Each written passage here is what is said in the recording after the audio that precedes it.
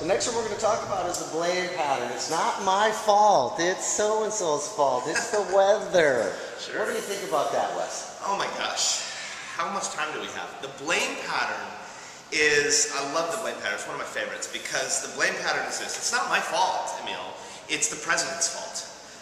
It's not the president's fault, it's the Republicans. No, it's not their fault, it's the Democrats. No, it's not theirs, it's the economy. The economy's in the toilet, so it's not my fault that I can't make the money I need to make. It's not their fault, it's my family. My family didn't teach me correctly. It's the schools I went to. It's my genes. I can't lose weight because I'm big boned.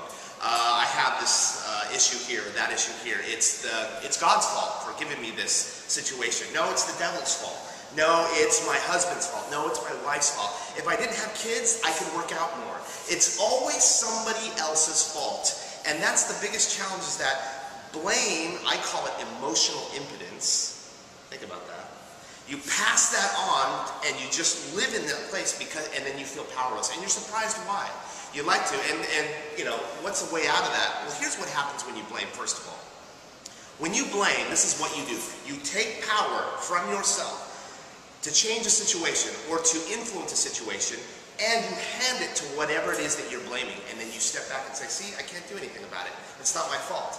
Lots of times we like to blame ourselves too. Oh, I really want to do good, Emil. I want to work out. I want to go to the gym, but I just can't get myself to do it.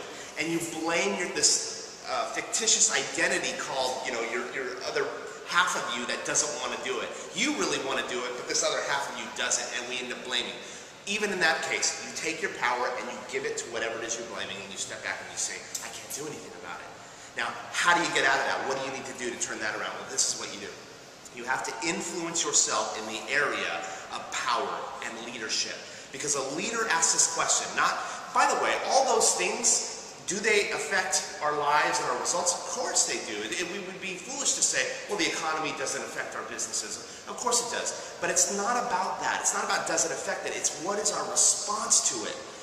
Maybe you were born in a certain situation where your parents fed you Big Macs all day long. Great. Okay, at least you know that. Now you can do something about it. So you have to influence yourself in the area of power and leadership. Ask this question. What can I do now to change the situation? Because if you don't believe you can do anything to change the situation or to affect its results in your life, then you feel powerless. And that's the worst place to be, is to feel powerless. You've got to ask yourself, what can I do now to change or influence the situation? Good, good.